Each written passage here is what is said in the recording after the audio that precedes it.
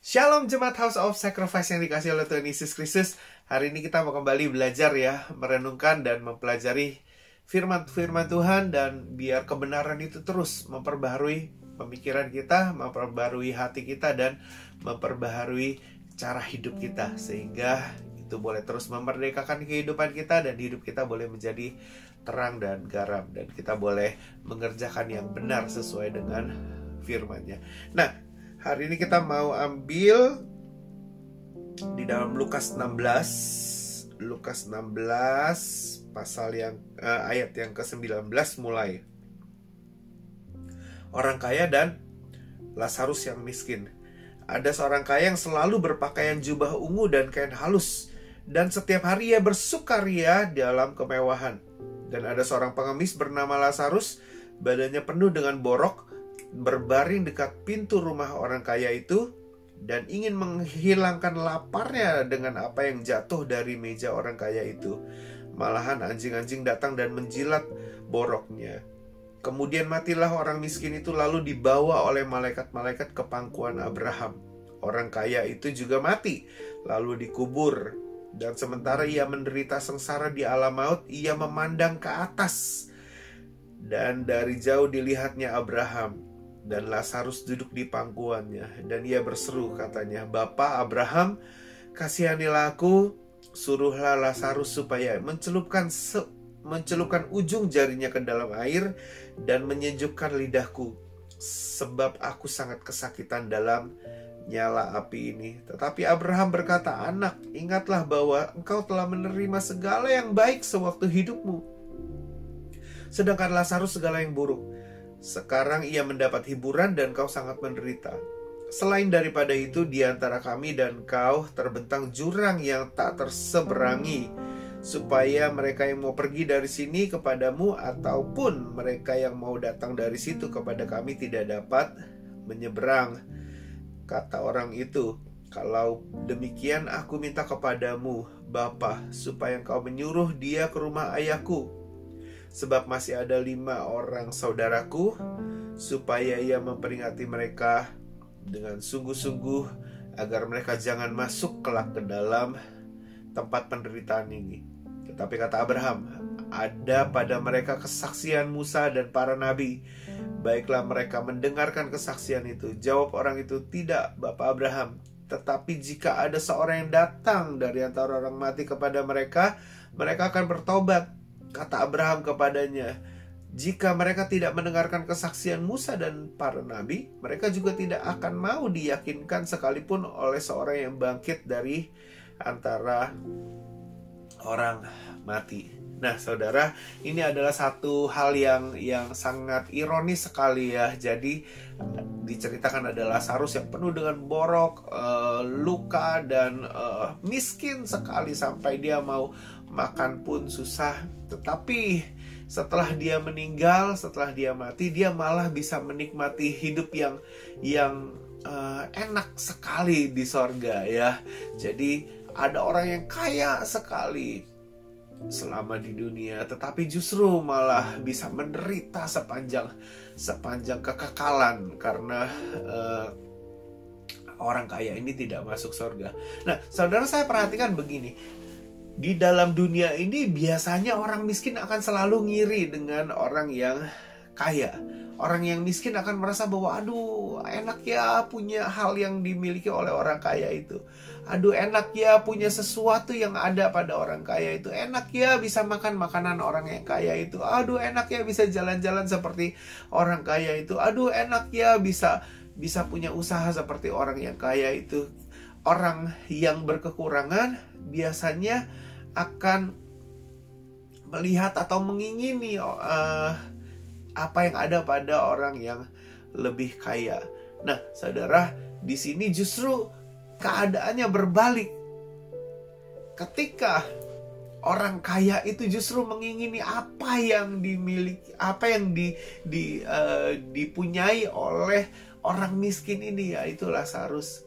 Lazarus yang selama hidupnya susah makan, penuh dengan borok, ya, penuh dengan luka, borok, mau makan aja susah. Keadaan hidup yang sedemikian. sepanjang hidupnya. Mungkin selama di dunia dia susah, tapi begitu dia mati, dia bisa menikmati surga. Nah, tentu saja ada yang harus dikerjakan oleh Lazarus ini sehingga dia bisa menikmati surga. Minimal dia memperjuangkan imannya, dia mengerjakan imannya, dia mengupayakan hidup benar walaupun punya keterbatasan, yaitu di dalam kemiskinannya. Nah, saudara, ini yang harus tetap kita jaga benar-benar. Apapun kondisi kita, entahkah kita lahir sebagai orang yang kaya, atau entah kita lahir sebagai orang yang miskin, atau entah kita pekerjaan kita hanya sederhana, atau apapun juga, jangan sampai kitab kehidupan itu tidak memiliki nama kita. Nah, itu miserable, itu waduh, itu satu hal yang sangat-sangat menderita sekali ketika nama kita tuh tidak ada di dalam kitab kehidupan. Nah, makanya itu make sure dalam hidup ini kita terus mengerjakan kebenaran. Kita terima Tuhan sebagai Tuhan dan Juru Selamat kita. Kita bertindak yang jujur, kita bertindak yang sesuai dengan kebenaran firman Tuhan, dan kita percaya bahwa kalau kita mengerjakan dengan baik-baik kebenaran, kita hidup di dalam kebenarannya, Bapa hidup di dalam kita dan kita ada di dalam Bapa. Kita tinggal di dalam pokok anggur yang benar, ya. Kita pasti akan memiliki surga. Jadi jangan sampai kemiskinan itu buat kita justru malah jatuh di dalam dosa, mengingini dan yang lain sebagainya. Terbukti bahwa pada saatnya nanti uang itu tidak bisa beli sorga. Pada saatnya nanti apa yang orang miliki di dunia ini tidak bisa membeli akan tempat di sorga. Gak bisa. Cara hidup kita ketika di dunia itulah yang menentukan kita. Apakah kita memiliki sorga atau tidak? Apakah nama kita ada di dalam kitab kehidupan? Nah, saudara, orang kaya ini begitu menginginkan apa yang dimiliki oleh Lazarus. Aduh, enak sekali Lazarus di atas sana. Nah, karena di dalam hidupnya Lazarus pasti memikirkan perkara-perkara yang di atas. Karena ada ayat di dalam firman Tuhan yang berkata, pikirkanlah perkara-perkara yang di atas. Mungkin itu juga sebabnya Lazarus itu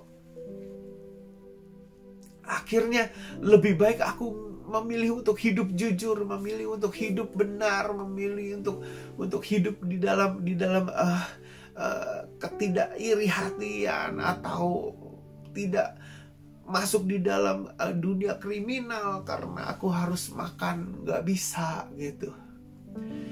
Nah, Lazarus memutuskan untuk hidup benar, memikirkan perkara-perkara yang di atas, karena dia tahu ketika dia mengupayakan itu semua, ada sorga yang menantinya.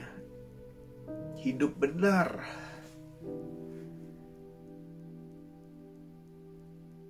Lazarus berjuang di dalam hidupnya. Tetapi orang kaya ini begitu berfoya-foyanya dia dengan kekayaannya dia. Begitu sembrononya dia dengan kekayaannya dia. Dan kalau sampai dia tidak bisa masuk surga, berarti memang namanya tidak ada di dalam kitab kehidupan. Artinya apa? Dia tidak benar-benar menghidupi hidupnya dengan sungguh-sungguh. Ya kaya, dia mengupayakan hidupnya untuk hanya tok jadi kaya. Sedangkan Alkitab berkata bahwa kejarlah harta sorgawi dan bukan harta duniawi. Sedangkan di dalam hidupnya orang kaya ini terus-menerus membangun kekayaannya, tanpa memikirkan apakah namaku tercatat di dalam kitab kehidupan. Sampai akhirnya dia baru menyadari bahwa, oh, yang di atas sana jauh lebih berharga daripada yang aku kejar selama ini. Oh, Lazarus ternyata memikirkan yang benar. Dia memikirkan perkara-perkara yang di atas.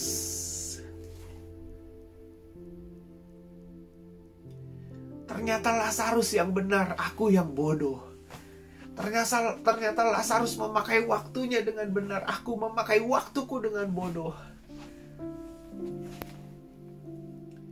Itu yang terjadi pada orang kaya ini. Ironis sekali.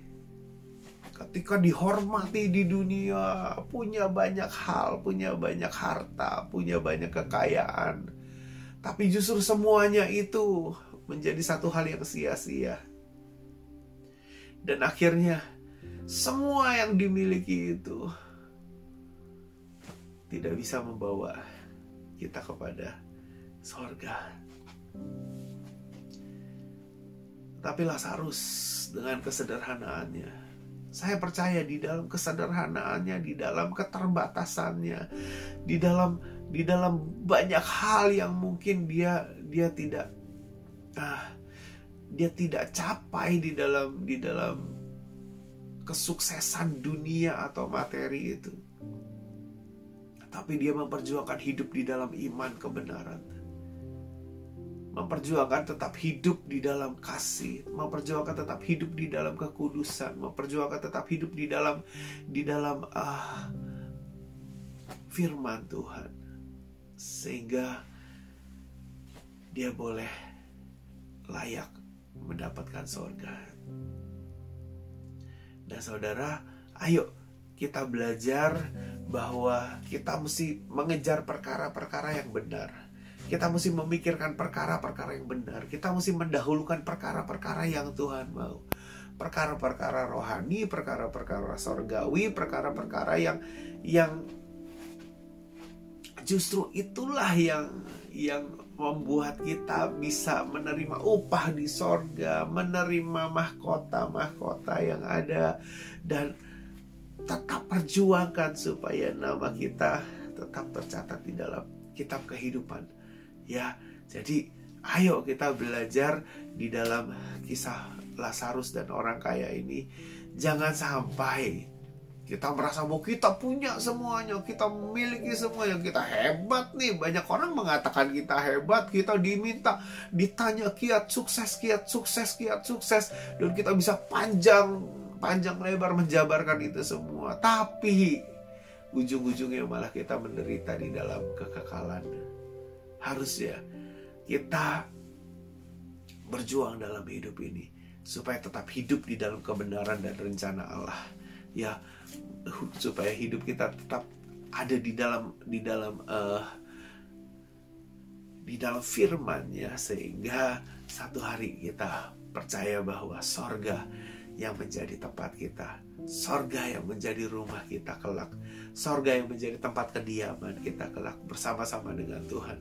Karena kita berjuang di dalam hidup ini untuk memikirkan perkara yang di atas, untuk memikirkan perkara-perkara yang rohani, mengejar segala sesuatu yang berkaitan dengan hal-hal yang rohani, sehingga kita boleh menjadi orang yang sangat-sangat bersyukur, sangat-sangat berbahagia karena kita bisa bersama-sama dengan Tuhan di kekekalan. Amin saudara. Mari sama-sama kita tundukkan kepala kita. Kita mau berdoa. Bapa di surga, mengucap syukur Tuhan buat hari ini Tuhan. Ajar kami Tuhan untuk kami boleh tetap setia di dalam Engkau Tuhan. Tetap setia mengasihi Engkau, mengasihi firman-Mu Tuhan. Mengasihi hidup di dalam kebenaran-kebenaran-Mu Bapa. Terima kasih Tuhan Yesus. Ajar kami Tuhan untuk tetap setia dan tetap berharap selalu di dalam firman-Mu Bapa. Di dalam nama Tuhan Yesus Kristus kami berdoa dan kami mengucap syukur. Kita semua boleh sama-sama katakan amin. Tuhan Yesus memberkati kita semua, and God bless.